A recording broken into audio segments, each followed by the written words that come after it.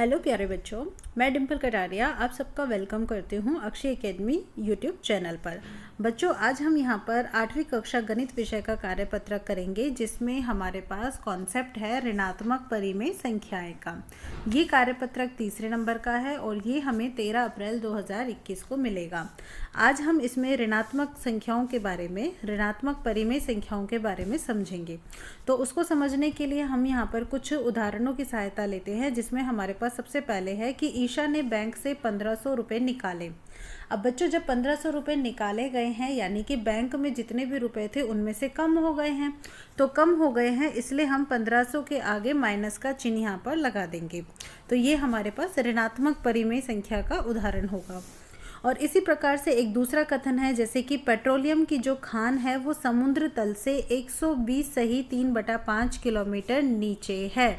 तो समुद्र तल से, यानी कि अगर ये हमारे पास समुद्र तल हुआ तो यहाँ पे ये जो खान है इससे इतनी गहराई पर है।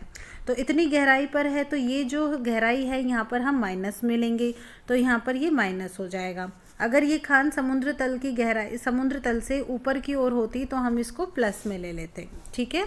इसी के अनुसार तीसरा यहाँ पे कॉन्सेप्ट है कि दीक्षा के 1/4 रुपये नाली में गिर गए। नाली में गिर गए यानी कि यहाँ पर दीक्षा का नुकसान हो चुका है, उसके पैसे कम हो गए हैं। तो जब कम हो जाता है तो हम माइनस का चिन्ह लगा देते हैं। जब ज़्यादा होगा तो हम प्लस लगाएंगे, लेकिन कम होगा तो माइनस का चिन्ह होगा। शॉपिंग मॉल में मेरी मोटरसाइकिल 2 मंजिल नीचे की पार्किंग में खड़ी है। देखो, 2 मंजिल नीचे की पार्किंग और उसमें मेरी मोटरसाइकिल खड़ी है, तो नीचे बोला है ना, तो नीचे का मतलब माइनस का चिन्ह। ठीक है बच्चों। और इसी तरीके से लद्दाख का जो तापमान है वो 0 से 16 अंश कम था। 0 से 16 अंश कम। तो जब आप कम की बात कर रहे हो तो भी आप क्या करोगे, माइनस का चिन्ह लगाओगे। तो हमारे पास यहाँ पर कुछ स्पेशल शब्द हो जाते हैं, जैसे कि हम यहाँ पे बोलेंगे, कम की बात करेंगे। ठीक है। कम हो जाना, नीचे होना, या फिर आपसे ये कहा जाए कि कोई भी चीज़ जो है वो घट रही है, या फिर आप कम कर रहे हो, यानी कि निकाला जा रहा है, उसमें से कोई सामान निकाला जा रहा है। तो इस तरह की ये जब भी स्थितियां हमें देखने को मिलेगी, हम यहाँ पर क्या करेंगे, माइनस का चिन्ह यहाँ पे लगा देंगे। ठीक है, समझ में आ गया। तो इस प्रकार से ऋणात्मक परिमेय संख्या बनेंगी। तो इसका मतलब ये हुआ कि हमारे पास जो परिमेय संख्याएं होती है, चाहे पूर्ण रूप से हो, पूर्ण यानी कि जैसे 1 लिखा हो, 2 लिखे हो, या 3 लिखे हो, या फिर भिन्नात्मक। भिन्नात्मक का मतलब जैसे कि चाहे 5/3 के रूप में लिखी हो, तो ये भिन्न हो गई है ना, अंश बटा हर के रूप में, या फिर 2 यहाँ पे 5 लिखी हो। तो ये जितनी भी संख्याएं हैं ये प्लस भी हो सकती है, यानी कि धनात्मक भी हो सकती है, और ऋणात्मक भी हो सकती है। इनके आगे माइनस का चिन्ह भी आ सकता है। तो एक ऐसी परिमेय संख्या जो ना तो धनात्मक है ना ही ऋणात्मक है, तो वो कौन सी होगी? तो बच्चों, उसका उदाहरण होगा 0, क्योंकि जो 0 होता है ना तो वो धनात्मक में आता है ना ही वो ऋणात्मक में आता है। लेकिन अगर कुछ और संख्याओं की बात करो, जैसे कि आपने कहा 1, तो 1 को हम यहाँ पर धनात्मक रूप में लिखेंगे तो हम +1 लिखेंगे, लेकिन अगर ये ऋणात्मक हुआ तो हम -1 लिखेंगे। ठीक है। लेकिन अब यहाँ पे हमारे पास प्रश्न आता है कि अब हम ये कैसे बता पाएंगे कि कौन सा यहाँ पे बड़ा है। तो बच्चों, आपने यहाँ पे अपने संख्या रेखाएं तो सीखी हुई है ना। तो संख्या रेखाएं में आपको ध्यान होगा, बीच में हम 0 लिखते हैं, उसके बाद यहाँ पे 1, 2 और फिर ऐसे 3 और फिर 4। तो हम जैसे जैसे दाईं तरफ जाते हैं तो ये जो संख्याएं हैं हमारे पास कैसी होती जाती है, बढ़ती जाती है ना। जैसे जैसे हम दाईं तरफ जाएंगे संख्याएं बढ़ती जाएंगी। लेकिन अगर हम इस तरफ आते हैं, बाईं तरफ आते हैं, तो ये हमारे पास -1 है, -2 है, यहाँ पे -3 है, यहाँ पे -4 है। तो अब एक बात देखो, जब आप ऐसे जा रहे हो, तीर का निशान में ऐसे दिखा रही हूँ, तो संख्याएं बढ़ रही है। लेकिन जब आप ऐसे आओगे तो ये जो संख्या है ये कैसी होती जाती हैं, घटती जाती हैं, घट रही है। इसका मतलब अगर मैं यहाँ पे आपसे ये कह दूँ कि जैसे कि ये मेरे पास 1 है, ये 2 से छोटा है, बिल्कुल छोटा है, सही बात। तो इसी तरीके से यहाँ पर ये जो -3 है ये भी क्या होना चाहिए, इस 2 से छोटा होना चाहिए। तो -3 हमारा यहाँ पे -2 से क्या हो जाता है, छोटा हो जाता है। ठीक है बच्चों। लेकिन अगर हम इसको, यही चीज़ प्लस में होती तो हम क्या लिखते कि जो 3 है वो 2 से बड़ा होता है ना। लेकिन अगर हमने माइनस का चिन्ह लगा दिया तो -3 बन गया, और ये क्या बन गया, -2। तो -3 जो है वो -2 से कैसा हो जाता है, छोटा हो जाता है, यानी कि ऋणात्मक चिन्ह रखने पर वो कम हो जाता है उसका मान। तो ऐसे ही अब हमारे पास यहाँ पे प्रश्न है कि आपको यहाँ पे बताना है कि -26 बड़ा है या फिर -7। तो देखो 26 तो 7 से बड़ा होता है, ये तो हम जानते हैं, लेकिन अब हमने माइनस का चिन्ह लगाया, तो -26 हो जाएगा और वहाँ पे -7, तो ये कैसा हो जाएगा, छोटा हो जाएगा, ठीक है ना, जैसे कि अभी अभी मैंने बताया था। तो इसका मतलब ये हुआ कि -26 छोटा है, तो -7 जो है वो -26 से बड़ा है। लेकिन अब आपसे कहा जाता है कि क्या आपको पता है कि परिमेय संख्याएं ऋणात्मक कब होती हैं, पता है आपको? तो परिमेय संख्याएं ऋणात्मक तब होती है जब अंश या हर इन दोनों में विपरीत चिन्ह यानी कि प्लस या माइनस लगे हो। जैसे कि उदाहरण है यहाँ पे 2/-3।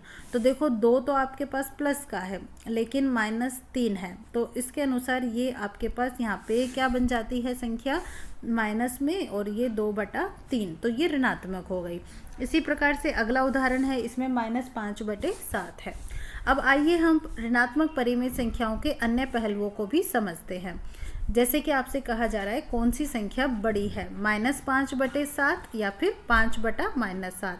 तो बच्चों देखो -5/7 बेसिकली अगर हम देखें तो ये संख्या हमारे पास इस प्रकार से है, ओके।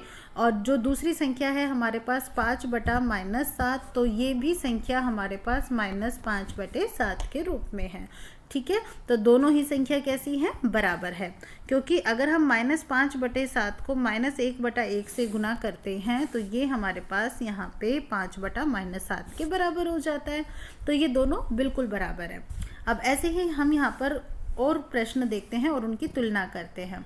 जैसे कि अब यहाँ पे हमारे पास पहला प्रश्न है कि -2/3 है और 2/-3। तो मैंने अभी बताया कि चाहे यहाँ पे माइनस का चिन्ह ऊपर हो चाहे नीचे लगा हो, बिल्कुल बराबर होते हैं ये, तो यहाँ पे ये बराबर आएगा।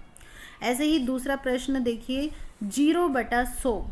तो 0/100 का तो मतलब ये हुआ कि बच्चों ये जो 0/100 है ये तो संख्या 0 के बराबर हो गई है, ठीक है। और ये 10/100, मैं आपको यहाँ पे इस सवाल को इधर हल करके दिखा देती हूँ, आप यहाँ पे देख लीजिएगा, ठीक है। 0/100, तो 0/100 से तो 0 बन गया है, और अगर 10/100 की बात करेंगे तो यहाँ पर 1 से 1 कट गया, ठीक है। तो आपके पास कितना बचा, 1/10, 1/10 यानी कि 0.1। तो कौन बड़ा, बिल्कुल 10, ये 0.1 बड़ा है किससे, 0 से, यानी कि 0/100 आपका बड़ा है किससे, 10/100 से। ये मैंने आपको इस तरीके से समझाया है, लेकिन अगर आप करने की बात करेंगे तो आप यहाँ पर देखेंगे दोनों में 0/100 और 10/100 की तुलना करेंगे। आप देख रहे हैं कि हर जो है दोनों में बराबर है, ठीक है। अब हर आपके पास दोनों में बराबर हो गया तो कॉन्सेप्ट आया सिर्फ 0 और 10 पे। तो देखिए कौन बड़ा है, सिर्फ 10 बड़ा है 0 से, तो इसका मतलब 10/100 जो है वो 0/100 से बड़ा है, ठीक है। तो यहाँ पे हमारे पास ये वाला चिन्ह लग जाएगा। अब इसी तरीके से तीसरा प्रश्न देखिए -2 और -1। तो बच्चों 2 तो 1 से बड़ा होता है, ये तो मैंने आपको बताया था, लेकिन जब माइनस का चिन्ह लग जाएगा तो वो छोटा हो जाएगा, ओके। अब अगला देखिए चौथा प्रश्न -56 और यहाँ पे 2। अब देखो माइनस का तो 56 है लेकिन 2 धनात्मक है, जो 2 है वो तो यहाँ पे आएगा बाई तरफ 0 के, और -56 हमारा इस तरफ आएगा कहीं दूर जाके। तो कौन बड़ा हुआ, इस तरफ वाला बड़ा हो गया, तो 2 बड़ा है, ठीक है। इसी के अनुसार हम पांचवा प्रश्न देखते हैं, -5/9 और 5/-9 बिल्कुल बराबर है, ये यहाँ पे है ना हमारे पास, यहाँ पे ये अब यहाँ पे बिल्कुल बराबर है। ऐसे ही छठा प्रश्न 22/7 और 6/7। तो देखो 7 तो दोनों के अंदर है, ठीक है। अब बात आती है यहाँ पे ये 27 है और यहाँ पे 6। तो 27 और 6 में से कौन बड़ा है, 27, यानी कि ये बड़ा हुआ। ऐसे ही सातवां प्रश्न 21/8 और 3/8। यहाँ पे भी हर तो बिल्कुल बराबर है लेकिन 21 बड़ा है तो ये इस तरफ हो जाएगा। बच्चों ये चिन्ह आपको पता ही होना चाहिए कि जब ऐसा होता है तो ये एक तरीके से हम ये कह सकते हैं कि ये इस तरफ किसी का मुंह है जो कि खुला हुआ है। तो जिस तरफ खुला मुंह होता है उस तरफ हमारे पास बड़ी संख्याएं होती है, और जिस तरफ बंद मुंह होता है उस तरफ हमारे पास छोटी संख्याएं होती है। ये तो आपको पता ही होगा, और अगर नहीं भी पता हो तो अब याद रख लेना। ऐसे ये 25/4 और 3/4 है, तो 4 तो यहाँ पे बिल्कुल बराबर है, तो ऊपर ऊपर देखो यहाँ पे 25 है और यहाँ पे 3, तो 25 बड़ा है। तो बच्चों इस तरीके से हमारी ये जो पूरी वर्कशीट है ये यहाँ पे कंप्लीट होती है। अगर आपको ये अच्छी लगी हो तो आप लाइक कमेंट ज़रूर कीजिएगा और चैनल को सब्सक्राइब भी कीजिएगा। Thank you so much for watching my channel.